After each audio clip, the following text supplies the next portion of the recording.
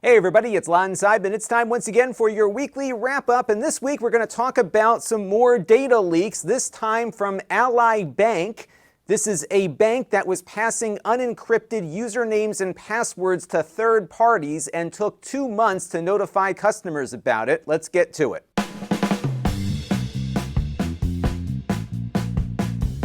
Now, Ally is an online bank, which means that you transact all of your business with them through the internet, so security is really important here. This is a federally regulated bank here in the United States. They're FDIC insured and all that good stuff, but they don't have any branches, at least as far as I know. So to deposit a check, you take a picture of the check with your phone, it goes into your account, and you're good to go.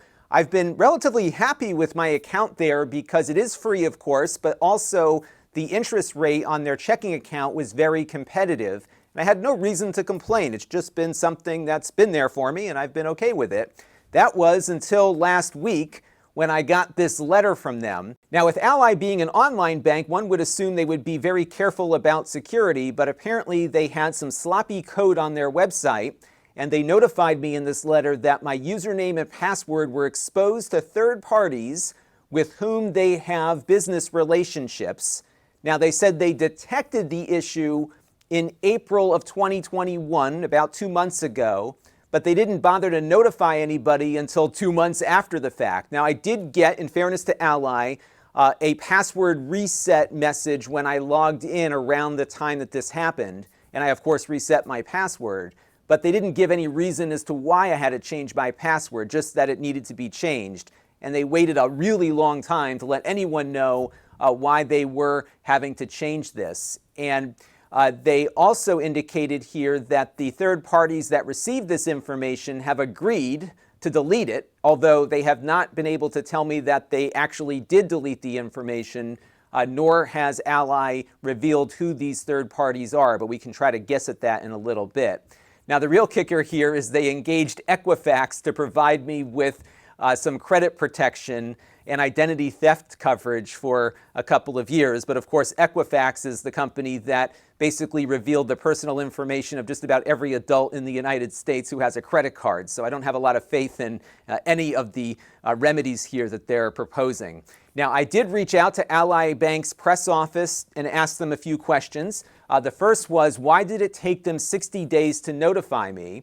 Now, they did say they took immediate action to mitigate the issue when discovered. This is a statement from their press person. In keeping with our standard business practices, Ally notified affected customers following the completion of a comprehensive internal review of the incident. We have no evidence that any personal information was used for unauthorized purposes, which was determined based on targeted and ongoing fraud analysis. In other words, they don't have a log of what's going on here. They just know that nobody, at least at the moment, has had unauthorized access on their account. But what's missing from this statement they sent to me through their press office, but also the statement sent to customers, is what those third parties are doing to secure this information that they now have from Ally's customers. I've asked them at least 4 times to give me the list of third parties that were sent this data, and they have been evading the question every time I ask. And the evasive answers continued here. I did ask them how long this code error was active on the website. What they sent back through their press office was this statement that they became aware of the issue in April and immediately fixed it, but it's clear they had no idea how long these passwords were being exposed for. That's a concern. The next question I asked, were these clear text or encrypted, and if clear text, why? So they did say that when they store passwords, they're using encryption and hashing, which is what you would expect. But it looks as though this issue was occurring on the user's browser when they typed in the password and clicked the login button. Because, of course, when you type your password into the little form, it's not encrypted until it gets sent to Ally. And something was happening within the code of the website, likely some interaction between Ally's code and the third parties they were sending data to, that was resulting in the password being sent in clear text. Although, wouldn't it be easier just to say, yes, we sent this in clear text, as opposed to sending a paragraph, kind of avoiding using that term? But that's what happens when the lawyers write stuff. Now, this was the question I've asked them now 4 times. Who were the third parties? And this is what they're giving me. This is it. They said a small number of their vendors who help them market their products. They've all agreed to delete the information and have an ongoing business relationship with Ally. Now, here's where it gets weird, because the PR guy that emailed me back, he forgot to take out the notes from his superiors. So underneath this was a little note here. This needs to stand as is. In other words, this statement needs to stand as is. Not all have been deleted yet. Now, if you don't believe me that this was in there, here's an actual screenshot of the response from his email, and there you can see it. This needs to stand as is. Not all have deleted it yet. Now, why does it take 2.5 months to delete information from a bank by these third parties? That's another question they won't answer. I did fire back that question, and his response was, well, these are websites that agreed to help us market our products and services, same as before. We've asked everyone to delete this data and have heard back from many, so it's not that few if he's saying there's many of them, but we haven't heard from all of them yet. We're still waiting on gaining full confirmation. And then he writes back a few minutes later to say, oh, by the way, I misspoke. I confirmed that all the parties have agreed to delete the data, and they're working with their respective security teams to do so. But again, nobody has confirmed that they've actually deleted the data, and they're also not communicating who these people are that have it. Now, there are some questions that I think Ally needs to answer to regain the trust of customers, especially this one. The first question they need to answer is, who are these third parties? I did a little bit of sleuthing through my ad blocker to see who they were sending data to, and it looks as though from all of these different URLs, most of this data is getting sent to Adobe. Yes, the same people that make Photoshop have a pretty expansive marketing service that allows these big companies to target customers with advertising, and my guess is going to be a lot of it went over to Adobe. Now, I did reach out to Adobe and ask them if they were in receipt of this information from Ally and whether or not they were taking any steps to rectify it, and they have not yet gotten back to me. So if they do, I will leave a comment down in the comment stream pinned so you can see what their response is. But I don't expect to hear from them because in the United States at least, there's no law requiring any of these companies to be careful with our data. The law is basically the terms of service that you agree to when you sign up with them. Here in my home state of Connecticut, we do have a data breach law which was recently updated. That law now requires that if a breach occurs, customers are to be notified within 60 days of that breach. 60 days, in my opinion, is still too long. It should be on the European standard, which is 72 hours to get that notification out, but it's at least something here, and there is some requirement in Connecticut that they do provide some kind of identity theft insurance when this occurs. But these rules vary state to state, and like I said, it's kind of the Wild West right now here in the US when it comes to protecting private data. So in addition to answering that third-party question, I would also like to know what steps are those third parties taking to secure the data that they captured. This stuff leaks out all over the place, and we've seen many examples where insiders get access to this stuff and share it with hackers for money and other reasons. So I'm still concerned that this data is just hanging out there, and Ally has not been transparent as to who has it and what they're doing with it. And then we also have no certainty as how Ally will verify that the data was in fact deleted by these third parties. It really makes me nervous here that at least from that slip up by the press office there, that this data is still not deleted and sitting on third-party servers that Ally has no control over. And that's why I am so worked up over this, because it's my data. If you've got an Ally account, it's your data, and they are not being very transparent, yet are asking us to trust them with our hard-earned money. No thanks, my account is getting canceled this week. Now, this incident once again reminds me to remind you that you really should be using a password manager these days for all of your online accounts, banking or otherwise, because if you have the same username and password combination, it can be exploited. And there are databases out there where all of this stuff sits. I've been a fan of LastPass for many years, but a lot of you have been telling me to check out Bitwarden, which is definitely on my list of things to look at. Bitwarden, by the way, is a commercial service, but it is an open source project, so all of the code is regularly audited. So there's a lot of confidence out there for Bitwarden and its ability to keep your password information safe. And the most important thing is to have a different password for every website you visit, and also enable two-factor authentication. And by the way, Ally Bank, like many banks, doesn't actually offer an effective two-factor authentication method beyond SMS, which we all know is very insecure. So just be aware of that. Now, if you have been using the same username and password combination, head over to this website, Have I Been Pwned?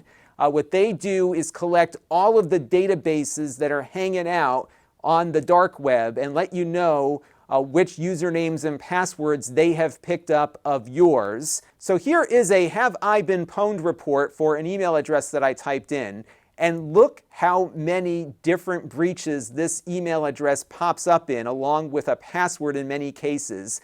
Some of these are smaller websites like Xbox Scene and stuff, but others are big players here like Dropbox and Disqus and Bitly and Adobe.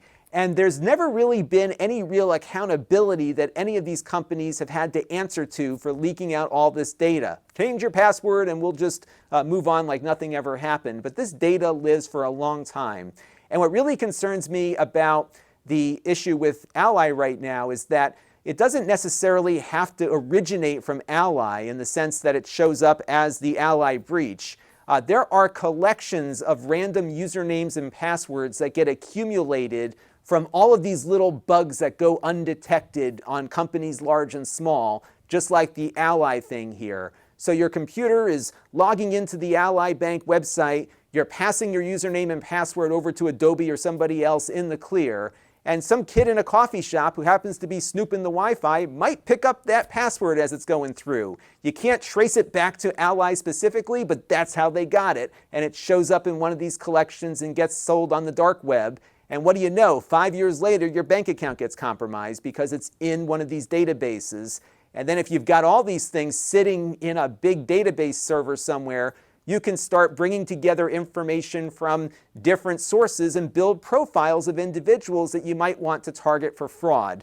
And this is the kind of stuff that happens. This is the kind of stuff that Ally and Adobe and everyone else will never be held to account for.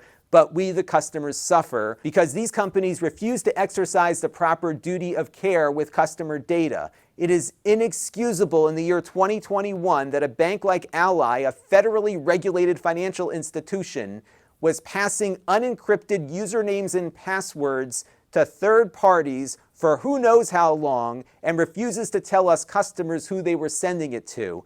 I am pulling my money out of there as fast as I can. I would urge you to do the same. Now, this week's wrap-up is being brought to you by all of you. We got some new super chatters this week, including Chan Prado and Eric's Variety Channel. They contributed during one of my live streams. We also have some new supporters to thank. Philip Engel and Igor Brejek.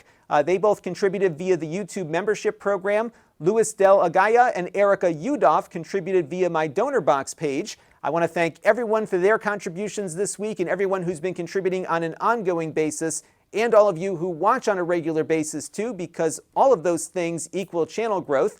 If you want to support the channel, you can. You can go to Lon.TV/support and make a monthly or a one-time contribution. You can do that via my donor box page, over the YouTube membership program by clicking that join button, or via Floatplane. And we support Patreon also, even though they were one of those services that leaked my data out too. And if you want to follow me on some other channels, you can visit any one of these links you see on screen for my podcast, which is an audio version of this show, the Extras channel, which has mini reviews and supplementary content. My live stream archive is over on Amazon at Lon.TV/livestreams. So lots of places to find me on beyond YouTube here. If you want to engage with the channel, we have my very infrequent email list at Lon.TV/email. We've got the Facebook group, which is growing all the time. We are going to have that Discord started soon. I just have to get some time to get it set up. I'm working on that. And then we have my store where I sell previously used items that were reviewed here on the channel. We just sent out a bunch of stuff last week. And if you want to be notified every time I add a new item to the store, you can go to Lon.TV/store alert. Remember, there's only one of everything because it's the actual item that was reviewed here on the table. There's not more than that. But they're usually in very good shape because they're very lightly used, and it's a good way to keep the flow of reviews going here on the channel because it helps free up some funds to buy more stuff to review. And that is going to do it for this week's weekly wrap-up. Thank you all for indulging me on this Ally Bank topic. I did hear from a few of you on Twitter who are customers, and I just think it's important to call this stuff out because this was just gross negligence. And again, we still don't know how long this was going on for. We should expect more from a bank than that. Thank you all for tuning in. I got a lot of stuff planned for the week, so stay tuned on that. And until next time, this is Lon Simon. Thanks for watching. This channel is brought to you by the Lon.TV supporters, including gold level supporters Chris Allegretta, Tom Albrecht, Jim Callagher, Hot Sauce and Video Games, and Brian Parker. If you want to help the channel, you can by contributing as little as $1 a month.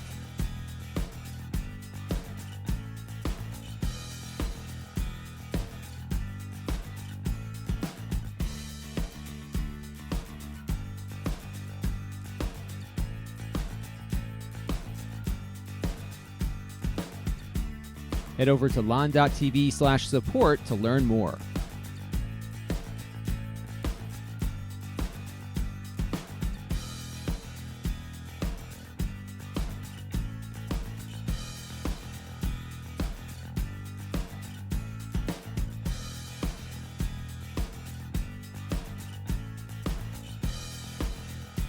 And don't forget to subscribe. Visit lon.tv/s.